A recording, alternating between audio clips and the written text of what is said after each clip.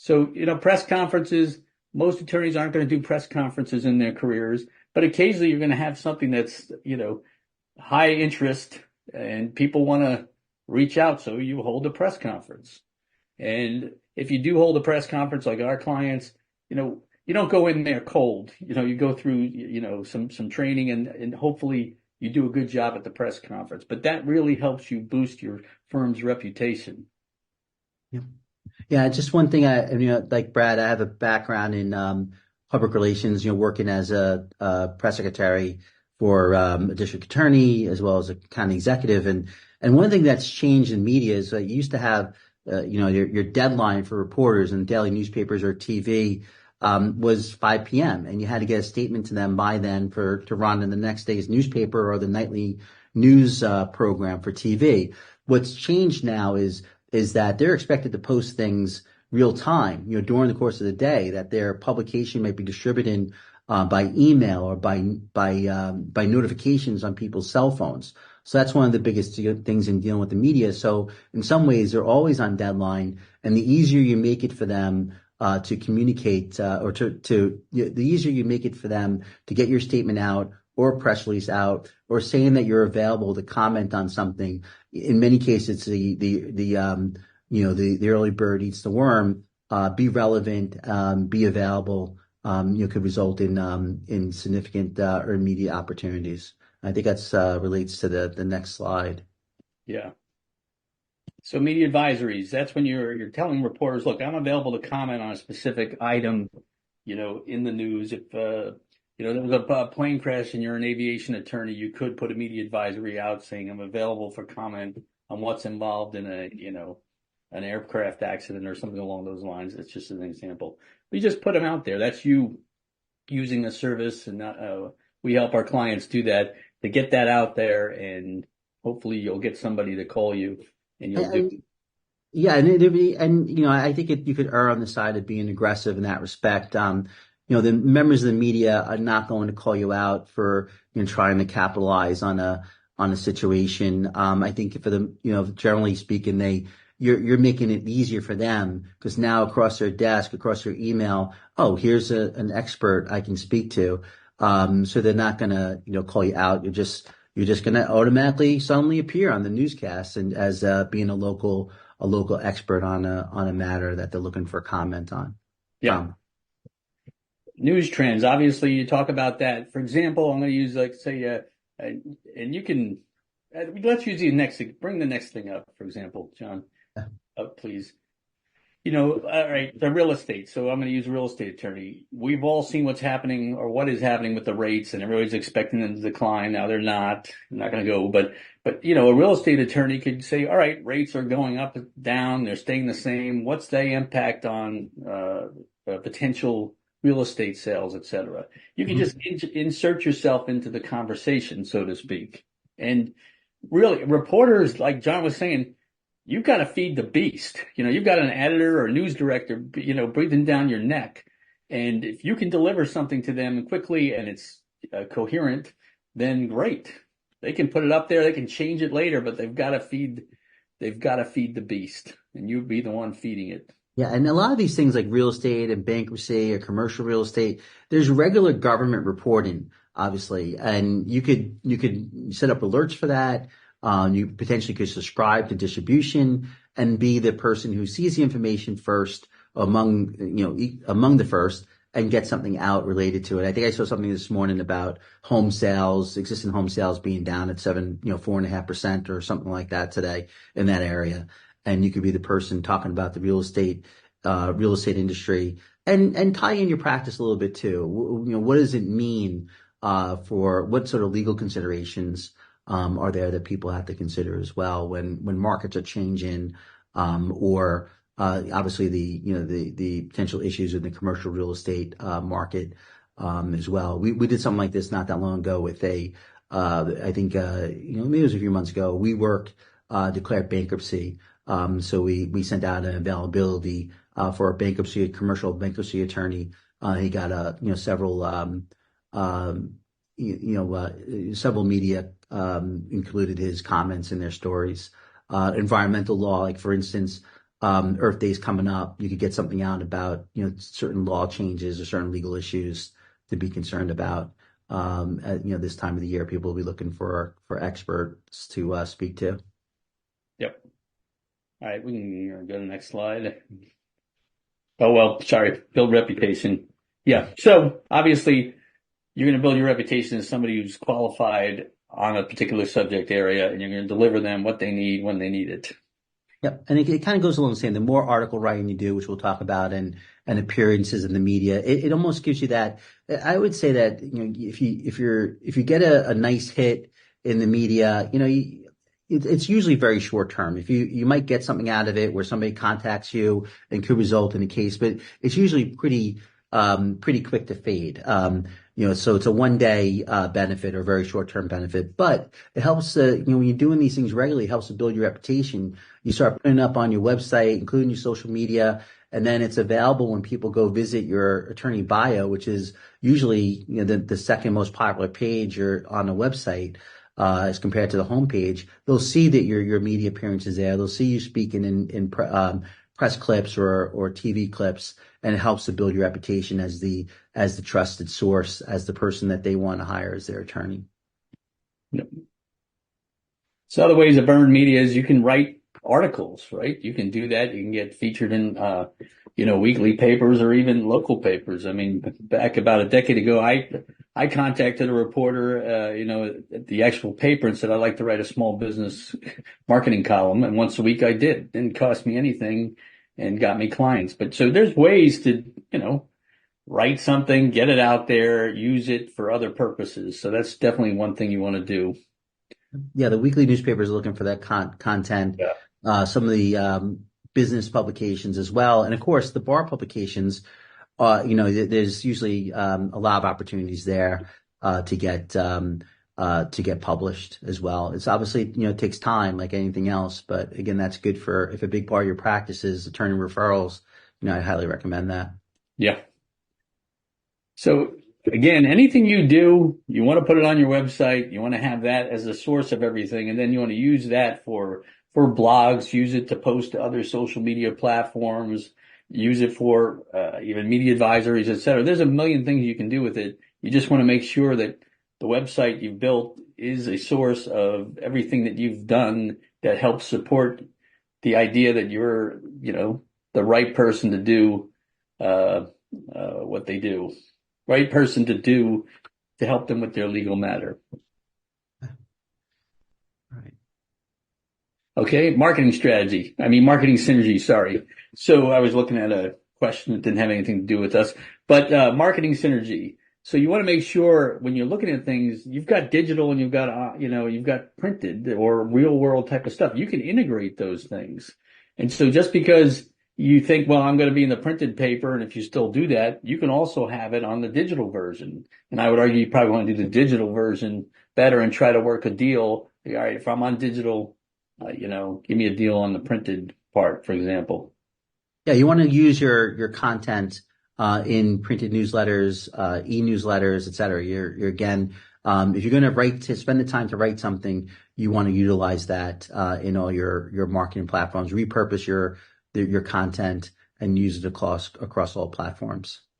Yeah, John, for the admin, I'm getting some of these questions and answers for pop-ups or something. I haven't seen one yet. I don't know what that means, so maybe you can go in the question box. Look at it doesn't seem to pop up for me. Yeah. All right. So direct engagement, mail articles to potential clients. If they get printed, it's not as nice now that it's online, for example, but back in the day when it was printed, you could get from the newspaper a nice laid out, article and send it to, potential clients. Assume you comply with all the, rules and such. But yeah, again, it helps build that credibility. We have a colleague who we work with from time to time. He writes an article in the bar publications. He does a really good job at then emailing that same article out as a PDF to his contacts. And I'm sure he's putting it on his website, et cetera, to have greater impact than what's appearing in the bar publication. So I'd recommend that. As the rule said before, though, the ethics consideration there is that if it's something needs to be corrected, And it should also, if it's going to the public, it could potentially have the attorney advertising disclaimer and the prior results. But if it's attorney to attorney communication, you don't have to comply with those rules whatsoever.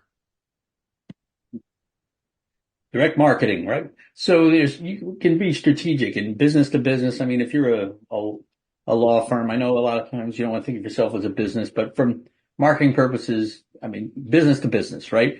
So you can reach out, and there's different ways to go about that. If you were, looking for, corporate bankruptcy filings, for example, something like that, you might want to get involved there. Divorce, debt, property filings. There's a million things out there that you can get the data on. Now, some of it may not be as timely as you want, but if you're postured for it, you can take advantage of that. And then you want to do targeted mailings based on geographic and demographic data, which we talked about, before.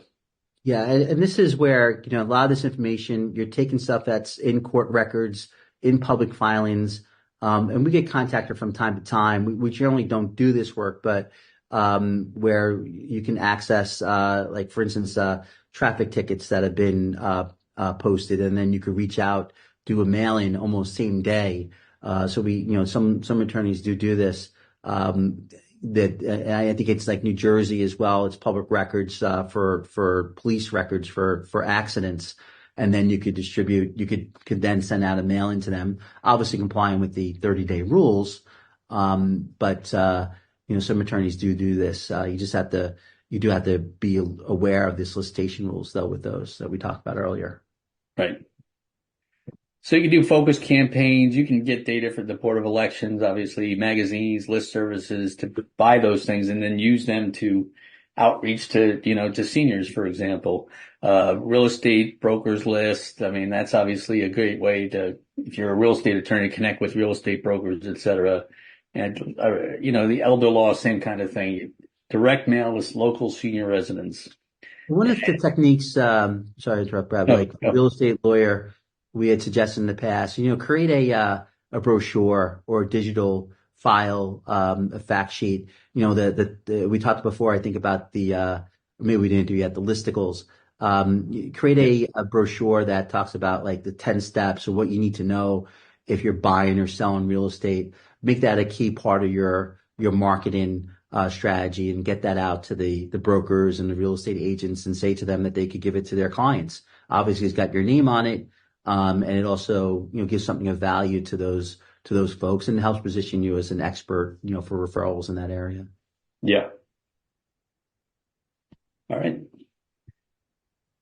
You can do, like, if you want to build your referral network, compile those lists of attorneys that are, mutually beneficial to you and them, and then build out on that list, reach out to them, et cetera.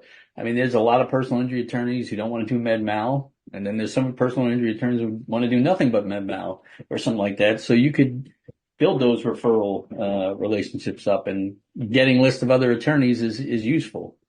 Yeah, and there's some companies that specialize in attorney practice area lists. So you could get lists of attorneys by other practice areas if that's something that interests you and you want to do mail-ins and emails, e-newsletters to them to build up your referral practice. Yeah. And this is a good one. I think it's often neglected now, because everybody sends these email, it's your birthday email. Okay, I got it. Blah, blah, blah. That was just something. But if you touch your clients twice a year, we typically recommend you should, twice a year, you should send something out to them. I mean, and one example is the holiday card, which actually gets pretty good response from clients. Just, happy holidays, that kind of stuff. And you can do the birthday cards, or you do a printed newsletter, which we'll talk about further down, but reach out to them at least twice a year in a non-electronic format, so that you ensure that, like John and I probably have gotten, and you've probably gotten 100 emails since we started, and you might miss, 60 of them that aren't really relevant to you. So the card is something that definitely helps.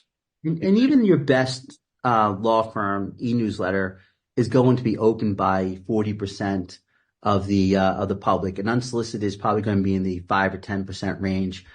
So what's nice, twice a year we recommend Send something to people printed. It's a great way. If you do by first class mail, it's a great way to update your list as well because you'll get back returns. And it just keeps yourself in front of them. People's emails go bad. And sending something to them twice a year. If we were to start with somebody, we often recommend send out a brochure to them, with a cover letter and say, hey, we may have handled one marriage for you in the past, but these are our practice areas. And by the way, and this is also something we encourage law firms to do, say to them that your past clients that, look upon us as your attorney of record, or as your attorney. And if we can't, call us with any questions. If we can't help you, we'll refer you to a trusted colleague who can. And that helps you to nourish your referral network too, to that if you're a personal injury attorney and somebody says, I have a real estate matter, they refer them to the real estate attorney who doesn't is unlikely to handle a personal injury matter, and it helps build your referral network. And I think a lot of times law firms, attorneys don't look upon their practices as businesses. And, I think that's something that we help them with. And a big part of that is building your referrals as well. So. Yep. Print media, I mean, there's a variety of things out there with print media. Penny savers for those people who, in areas where penny saver serves them. It's not that expensive anymore to advertise on there. Where would it be relevant? I don't think it would be relevant for, will, but it could be, but maybe bankruptcies or something along those lines would be useful for, direct mail, D cards, which are detachable cards where, you could detach it and then write your, address in and send it in for more information. You can put QR codes on the direct mail, which I generally recommend to do now. And then EDDM is every door direct, mailing, which just, you pick a zip code, let's say even parts of the zip codes, and you just, you mail everybody in that particular area. Yeah. And it's usually expensive, but if you have a local practice and you're really looking to just target your local community, one or two zip codes, then I think that direct mail and EDDM, which goes to every household, an EDDM postcard, let's say a 6x11 or so, probably would run you about 40 cents in total between mail house fees, printing, and EDDM right now is the postage is about 21 cents each, 22 cents. What's interesting too is that if you have a penny saver or locally we have these like Clipper magazines, if you have a publication that goes to every household within the zip code, those publications are allowed to have D cards. It's a detached card. And so I've seen prices on that, and their postage is even lower, as a periodical. So you could get those potentially glossy ones, for about 20, 25 cents. So now if you're hitting 10,000 households within the zip code, let's say, in a suburban area, you could be at like $2,500 or EDDM about $4,000 to hit everybody in that area. Just something to consider. I wouldn't do it if you're trying to reach a large geographic area, but if you're focused on a small geographic area, and again, as Brad mentioned, you're trying to hit seniors, like you're an elder law attorney, estate plan attorney, that's or general practice attorney, it might be effective for you to continue to nurture that local audience. So now you got TV advertising, and then radio advertising will be next. But you really want to target sports and news. I mean, when it comes to TV, everybody's got Hulu, Netflix, all this other stuff. But when it comes to news and sports, a lot of times, you'll listen to the radio, which we'll talk about below, or you watch it on TV, and radio, same thing, news and sports. I don't want to say it's not worth advertising in other parts, but those are typically where you're going to get people, attention, so to speak. So they're usually good areas, good times, good shows, and good subject areas to advertise in. Yep. Yeah, and I would also say on the TV advertising, and we do a bit of it, that it's better to target a local geographic area, a local cable zone, let's say, or if you have broadcasts and it's not as expensive, to try to work from inside outside, make sure that you're competitive with some of the national law firms that advertise within that geographic area. I think that's what allows you to do with local cable advertising, is to become well known in that small geographic area. So make sure your message is getting out there before you expand onto larger geographic areas. On the radio side, same thing. It's interesting. Both the cable rates for local news and sports, have stayed at relatively the same levels over time. Because that's what people are tuning in to watch. It's live programming. You're not DVR, and I guess some people are DVR in the news, and they are DVR in sports. But for the most part, you want to tune in to the game when it's on. So that's why we recommend that. And on the radio advertising, same thing. And the tendency there is that AM radio works better, and we also prefer live reads, so that the commercial doesn't seem like an advertisement. It's being given that your ad is being read by the on-air personality, so they're not necessarily tuned into another station, which I think you see obviously on broadcast radio. In this day of streaming services and Sirius XM. I think you've seen a lot of loss on the radio side, and I think I could probably roundabout. I would say that whereas a commercial would cost about $400 about 15 years ago, that same commercial today on FM radio for like music stations is probably about $100 to $150. So those rates have definitely come down. Yeah, and the other thing you can do is with radio. I mean, I'm in Florida and I listen to 1010 Wins, but I get ads from attorneys in Florida advertising on that tune-in service I use to listen. But I also hear advertisements from attorneys, for example, in New York City. So there's all kinds of things you can do with radio. Yep, the apps. Yeah. Yeah. Outdoor advertising, you really got to evaluate the cost effectiveness of it and how that's fitting into your overall strategic approach for your law firm growth. Because if it's not done right, first of all, they always say there's 80,000 people driving by or whatever the people are driving by. I always go, well, how many people are actually looking at your billboard, versus trying not to get, hit in an accident. I drove through Atlanta about a month ago or whatever, and it was so busy and there were so many billboards. You're just trying not to get killed. But if you get in an accident, if you do get in an accident, then there's a billboard of an attorney you could contact. Not far to go. Yeah. So yeah, and like I'm in the New York metro area, and the cost of billboards leading into New York City are tremendously expensive, in the tens of thousands of dollars per month. On Long Island, we don't have too many billboards. Very rarely, very few. The ones that we have are usually train trestle overpasses or underpasses. But we do have Adopt a Highway. So whereas a typical billboard might be $2,000-3,000, an Adopt a Highway, which is the firm's logo name, might only be around, I would say probably around $500 a month.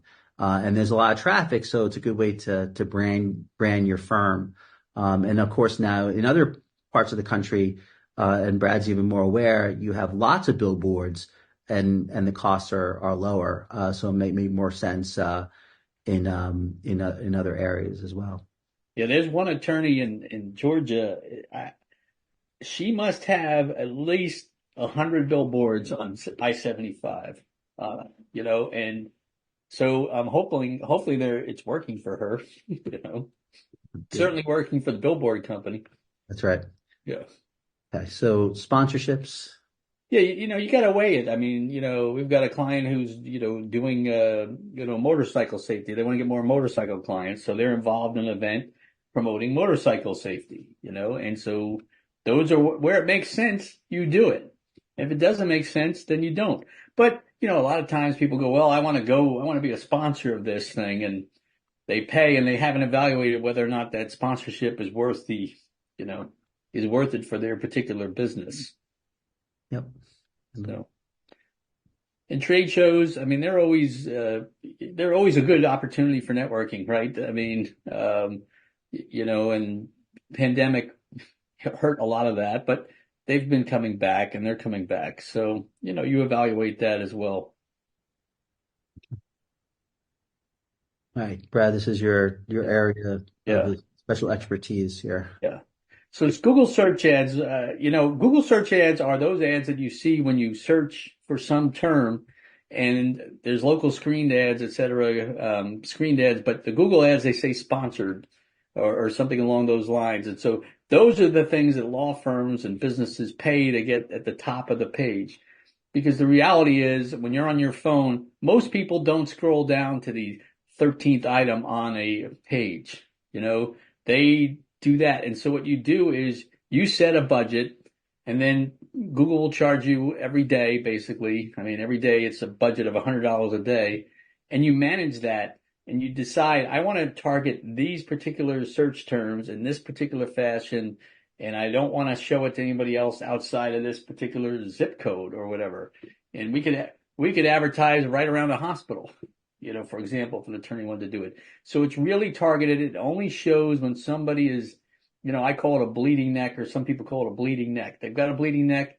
They got to get it taken care of.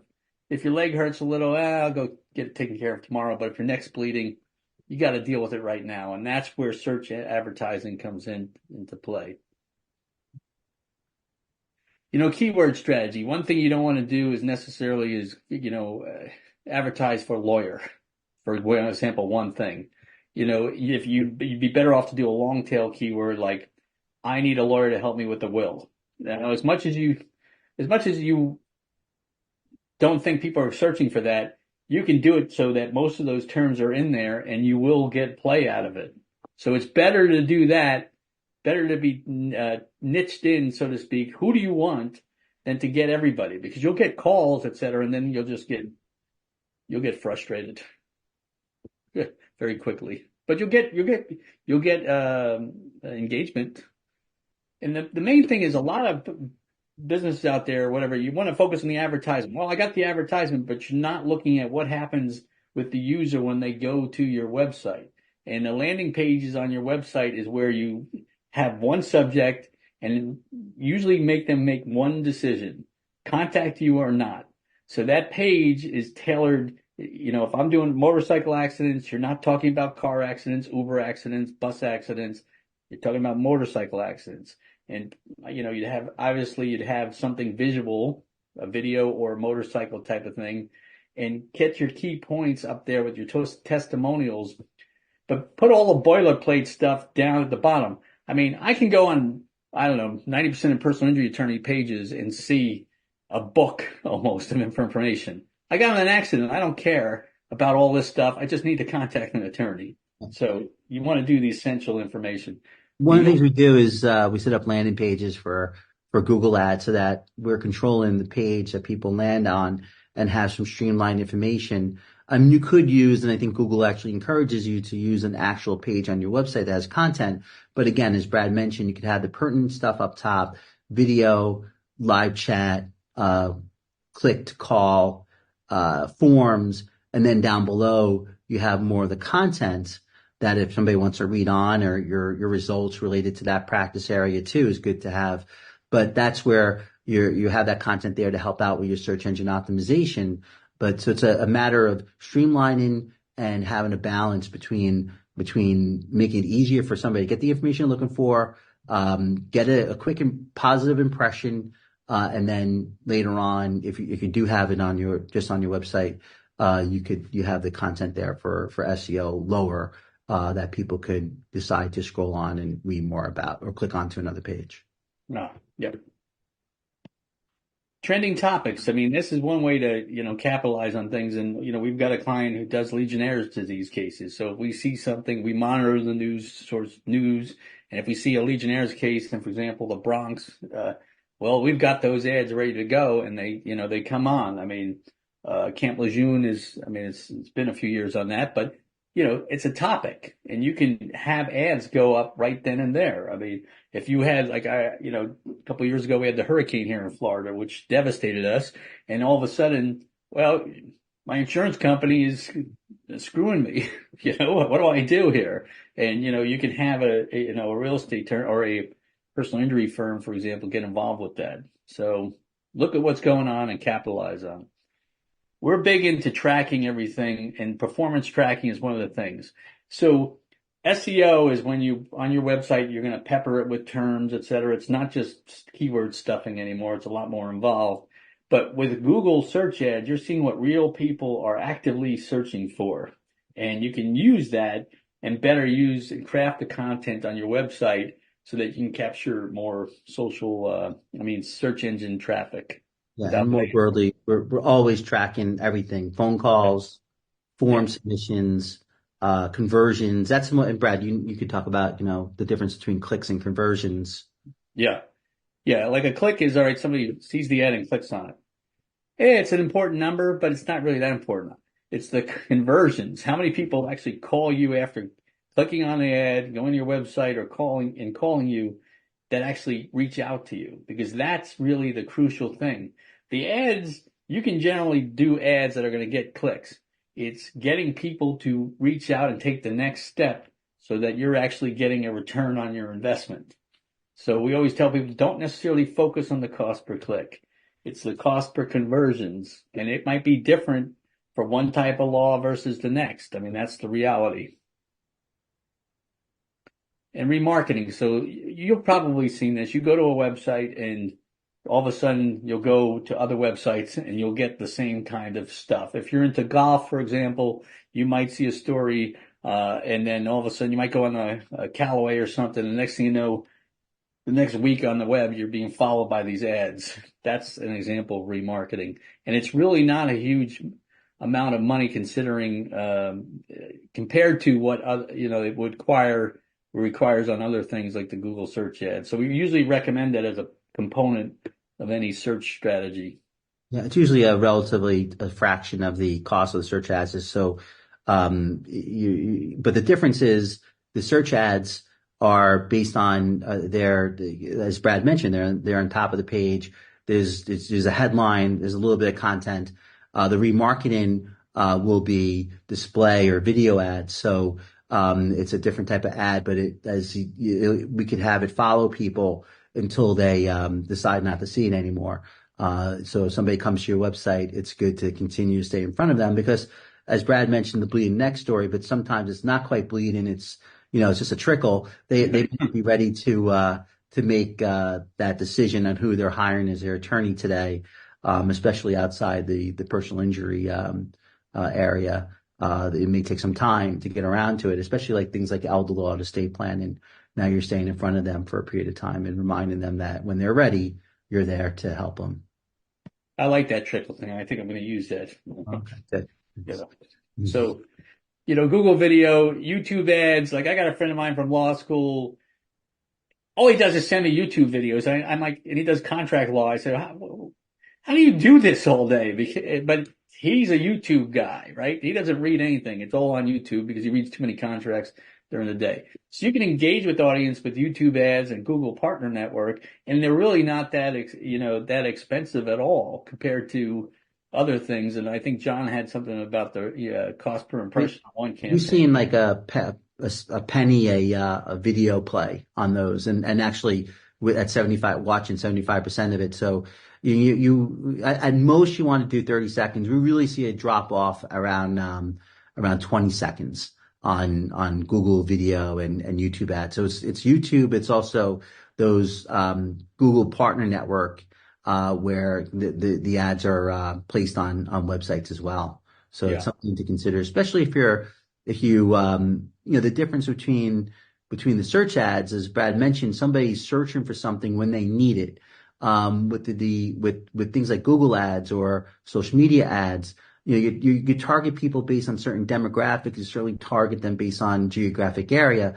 But these are more like traditional advertising where you're reaching larger numbers of people who don't necessarily need your services right now. But if you have a geographic area, a small geographic area that you're looking to reach, I think it's an important part of a strategy, especially considering, the cost that's involved, relatively lower cost compared to Google Ads. Yep. So Google Display, those relate to a lot to the remarketing type of thing, but you can do just display ads where you do like it's a graphic type of ad that you show, out throughout the Google partner sites. TV streaming ads, I know you can't do it necessarily local on a lot of the platforms like Netflix yet, but Hulu, Pluto, major news networks, you can target the specific viewers. And I always like going on Hulu and seeing, well, if I'm, well, what kind of ads are they targeting me on? Because sometimes these firms are targeting me and like, I'm a 54-year-old man. I don't really need to see a bald man who needs to see shampoo commercials. So I wonder sometimes how good their targeting is on some of these companies, but you can still, target people, and it's a great way to do it. And even the smart TVs now, they're getting involved in it because that's the first thing you do. You turn on the TV, and they're trying to capture more of the marketing dollars that are being spent out there. Yeah, and you could target Hulu, Pluto. You could reach people based on their zip code. So really micro target, and based on the type of programs they're watching, their interest. And I think over time, you can't do this with Netflix or Disney, but as those services, enhance their advertising platforms, you should be able, over time, I expect that you may be able to run ads on them, as well. And TikTok has also gotten much better now, where you could target people based on local geographic area, whereas before you weren't able to do that on the social media advertising side. Online news platforms, again, you could say, okay, if everyone's going to Newsday, I want to advertise on Newsday, for example. So you can, that's certainly an option there for you. And social media campaigns, use targeted ads. We'll talk about that further. Websites, if we just want to quickly go over this. Yeah, let's go through that quickly. Just Yeah, so you have some design essentials. But the first part here is kind of important, though, Brad. The yeah. mobile. Yeah, the mobile friendly. I mean, most of the time, if you look at the data, 80% or 90% of the people are going to your site are going they're pulling up their phone and doing it. And I always say when we do the design for a website is, well, all right, you did it on the computer. I want to see it on the phone, and, you want to make sure you do that because it is important. Remember, you got to be client centric, and any profession out there, they use terminology that they think everybody else knows, but they don't, and we're all victims of our experience. And so we sometimes forget Joe Public or Gene Public doesn't have a legal degree and has no idea what you mean, you know. Right? Yeah, write your website, write your content for what your client's looking for. And I guess like the frequently asked question pages and video are two major important components of that. And that kind of leads into the next Yeah. You want to make sure like I mentioned before, my friend Hal loves YouTube videos. I hate watching the YouTube videos. I want to read something, so you want to make sure you're tailoring things so that how people want information, you're giving it to them. Yep.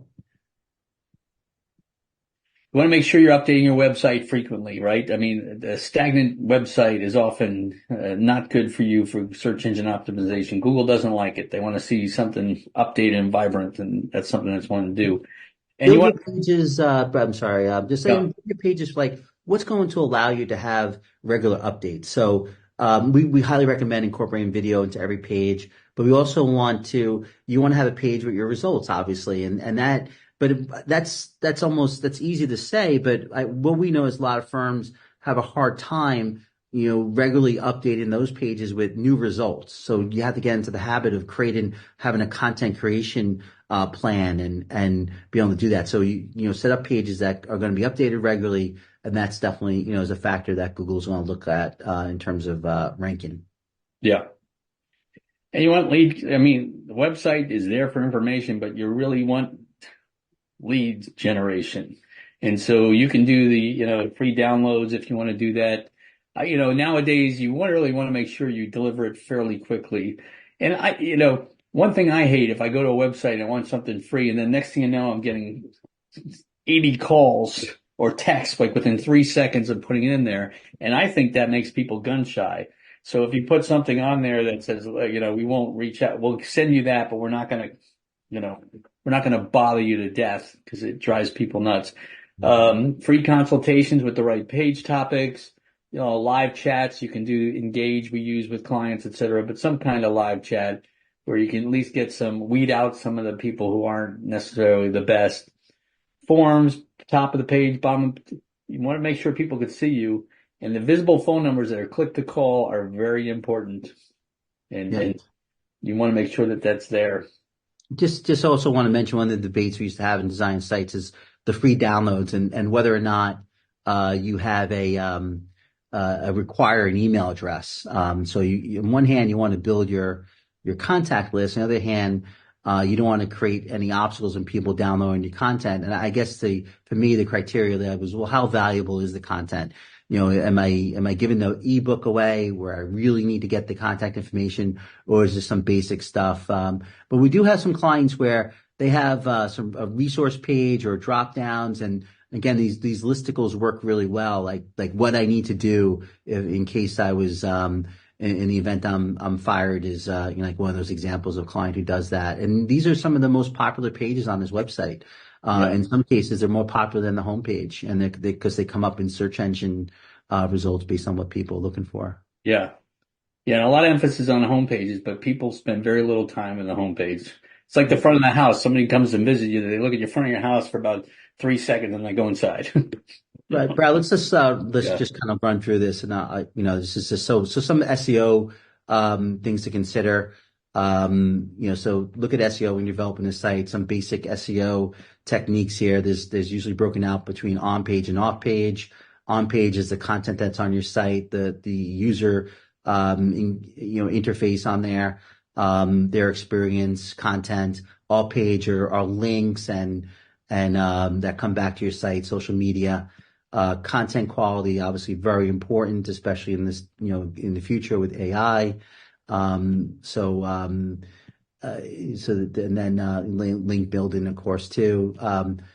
This is the meta structure, keyword optimization, some content guidelines, have at least 200 words on each page. Uh, present text as HTML, not images. Frame content with CSS, avoiding tables. Make it easier for the search engines to look at the stuff. And again, video, multimedia is very important. One thought on that too and we'll do this universally. We'll post content to YouTube. You get the benefit of people looking for stuff on YouTube, and then we embed it into the pages to make it easy for people to access. Um, Submit your website to Google, et cetera. Um, you want to post your website to online registries. Here's some additional techniques. You could use press, use MarketWire I just got a pop up for some reason. Well, there's your pop-up. Everybody was asking about it. So, Okay, link exchanges. The press outreach, use MarketWire and also PR Newswire to get backlinks as well. And because of that, I have to go back here. AI considerations, rapidly changing, but as Brad mentioned before, put as much emphasis on FAQs and content to come up higher there. So, all right, Brad, I'm sorry. Go ahead. You could go through the well, yeah, with blogs, a lot of people go, well, why do I need to do a blog? Nobody reads them, et cetera. And the reality is some people read them, some people don't. But what the blog is doing is providing quality content for the search engines out there. So that's one. It's also used to update the website, right? But then you can take that long form content and you can chop it up. You can take a blog article and chop it up to 20 different social media posts if you feel like it. It's not that hard. So you produce once and then you slice and dice to use it for for what you want to use it on. Even make a vlog out of it, a video log, something like that. So the process is nobody wants to write this stuff, right? So if you can write it, then you can use it, but you have to create that content first and then repackage it. Yeah, and we make things a little easier for our clients. We have attorneys on staff that write content, and we'll often take that blog content and create videos out of it. Which again, we try to have video on every page. Yeah. Content creation, Brad. We Yeah. talked about this a little bit before. Yeah. I think you can just go through the bunch of them and then we'll just, Because we got about 15 minutes left or yeah. so. Yeah. Relevance and freshness, ensure your content aligns, write regularly, share your blogs on social media. and try to do some organic link building. Yep. And one thing we know is high quality blogs attract earned media attention as well. So sometimes reporters are looking at they're doing Google searches, blogs tend to come up high, and they'll see it and they'll potentially contact you. And we have some clients that they're oftentimes a blog, they do regular blogging. Blogs might get like 5 visits or 10 visits, but they add up. But then sometimes there's blogs that literally go viral and they're more popular than the homepage of the site. So it does happen. Yep. Okay, social media, our Yeah. favorite topic, Brad. Yeah. I've been quoted. Like I tell people, social media is the junk food of advertising for most law practices. You know, and I use this example. How many times do you think of an auto mechanic? You probably don't unless your car's not working right. And it's the same thing with, attorneys. Nobody really thinks about an attorney day and night. They got other stuff going on in their life. And so you'll see some firms just focus, all their efforts on social media and getting more likes and getting more views. But frequently that doesn't produce a huge benefit for them. And so you really want to tailor it to the right audiences with the right content and you at the right time. And you've got Facebook. It's And an yeah, older, and Brad, there's selection too. Like you don't have to be on, we will often create content and we'll post it to clients on all these different platforms. Sometimes it's better to pick the right platform that's best for you. right, So this goes into and concentrate your efforts on that, if anything. right, Um, but again, with a grain of salt, that it's legal business. Most legal areas of law are not social. That's social, and we're not marketing a restaurant or a tourist attraction. right, So unless you're ready to spend a huge amount of time on it and make yourself a personality, it may not get you the results that the time that you're putting into it. But right. sorry, go ahead, Brad, on Facebook. So older demographic, and the reality is most social media is getting older now. But yeah, it's ideal for generally older. I mean, Facebook. Hmm. yeah, Instagram, younger audience, that's getting older. Everything's skewing older. Older is relative to X or Twitter. Media loves monitoring Twitter. I mean, that's their favorite baby. And politicians love it as well because it is a real easy way to engage in conversations.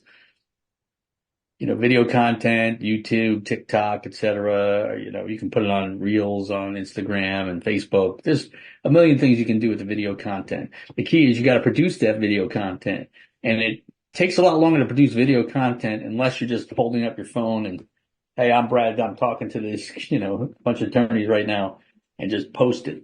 So you want to make sure if you're going to do that thing, you're prepared to do the video content to feed the beast. But Yeah, one and video, that is a good mix too. We encourage clients to record themselves on a phone, put it on a stand with some lighting, the ring lighting behind you. Do some of that, but also make sure you have a professional, firm overview. Make sure there's professional videos on your practice area pages, but topical subjects. We think it's great to have that. Amateur video. The most important thing is actually doing it and getting the content out there. yep. LinkedIn is really great. Besides, when people are looking for a job, LinkedIn becomes their place to go. But it's good for you to network with other attorneys and other, influencers like we talk about. If you're in a jurisdiction that requires a verification code, please write the following code word down. SWAN. SWAN. SWAN.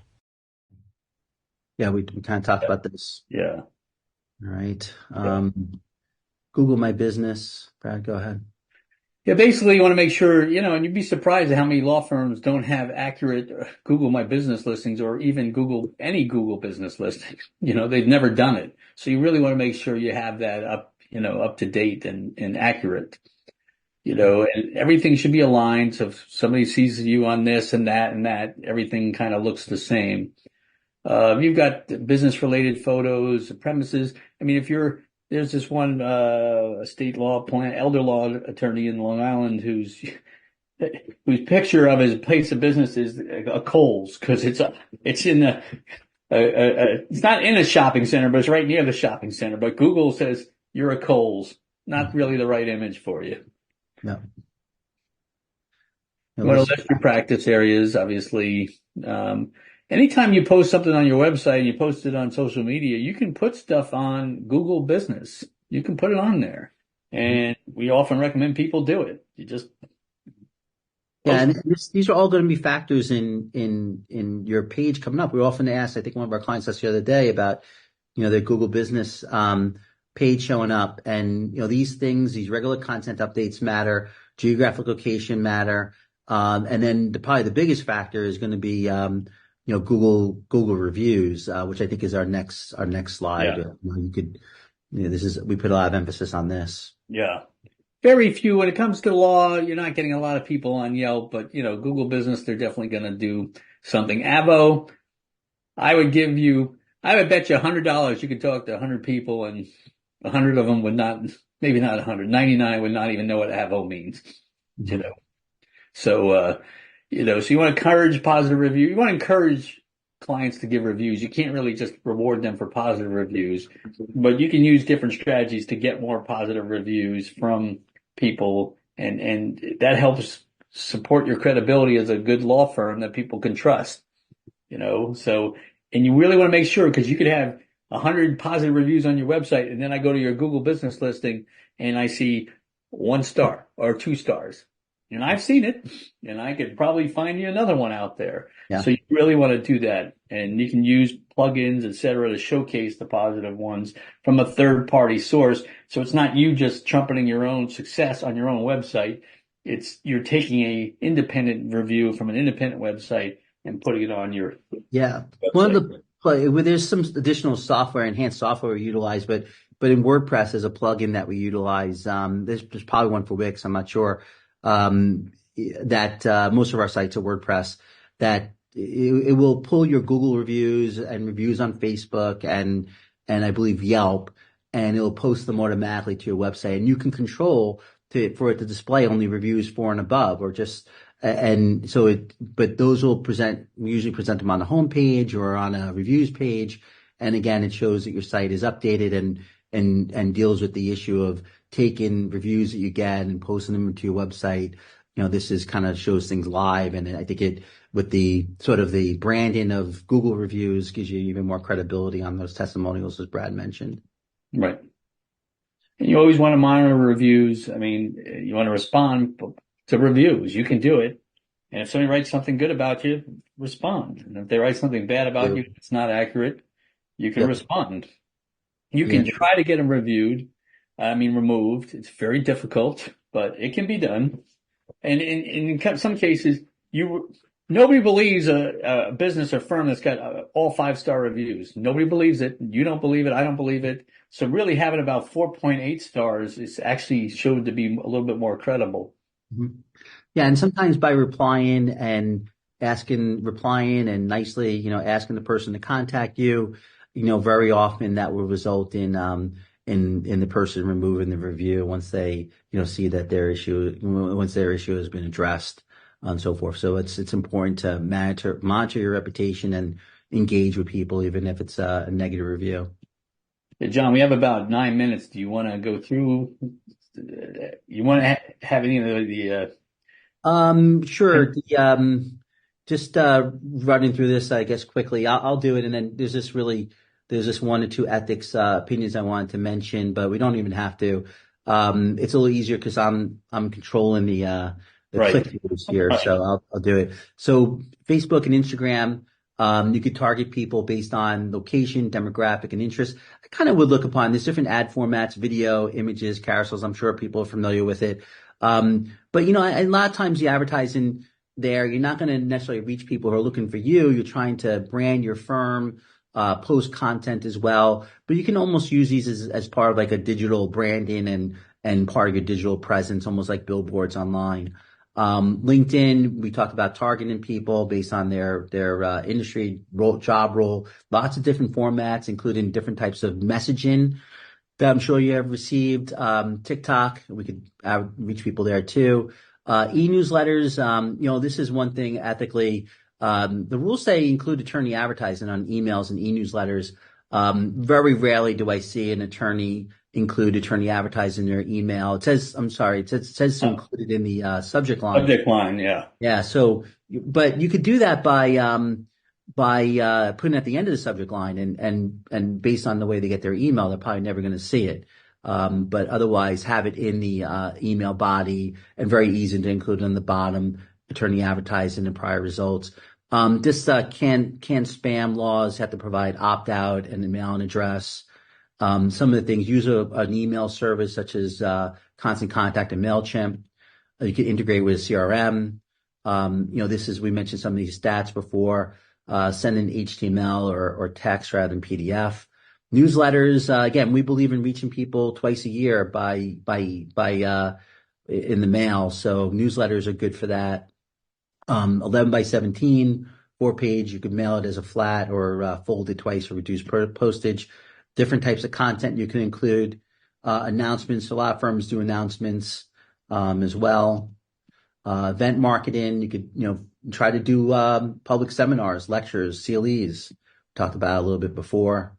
Bar associations, in-house. You could partner with or become a certified CLE provider. You could do that yourself as well. Offer specialized courses for legal and professional development. Some of the other marketing materials that we'll often create for firms. And now we just wanted to mention just a few. We got like a minute or two. You can take a look at some of these ethics opinions. Everyone mentioned here, I have in the materials, you'll see the actual opinion. Let's see if there's any. We talked about some of these. The bona fide rating services, I think is interesting. The virtual offices are interesting as well. Where is the opinion here? I think it's this one from 2015 that talks about it. Here in 2023, this requirement, this Judiciary Law 470, they tried to overturn this, but the governor vetoed it. But so it's still technically, you have to maintain a physical office in New York to practice there.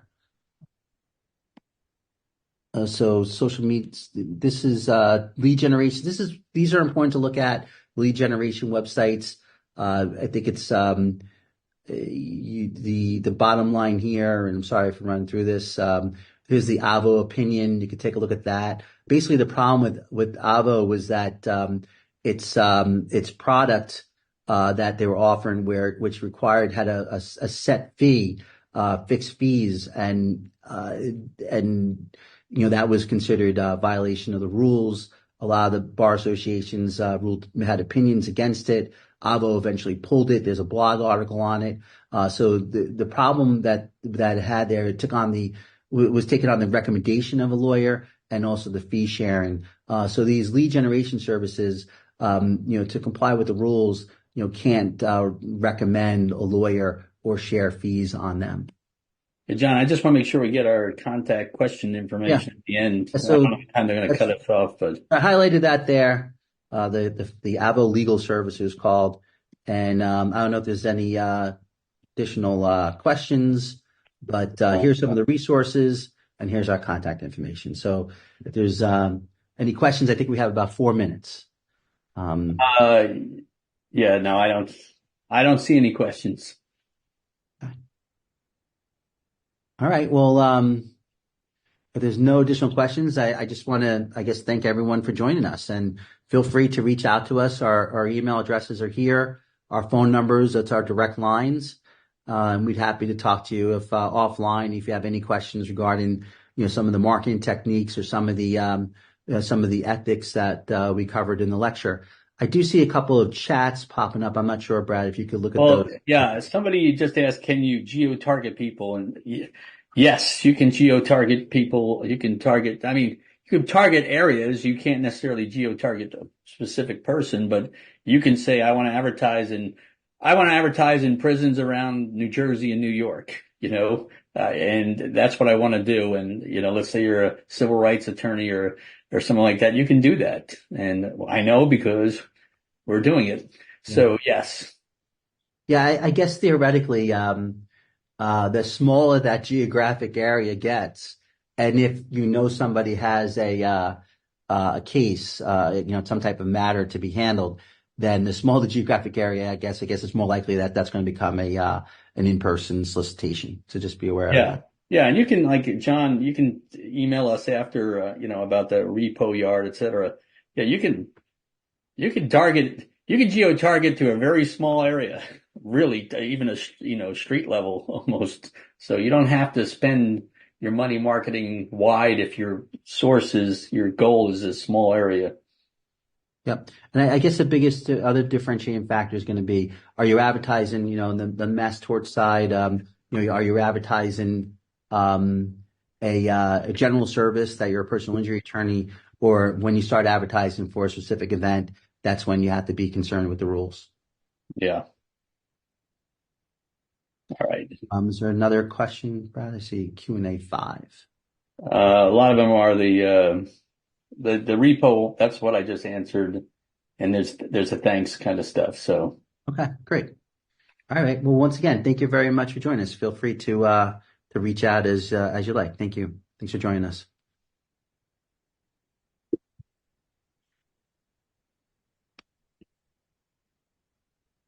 all right. I guess we are out. Have a good day.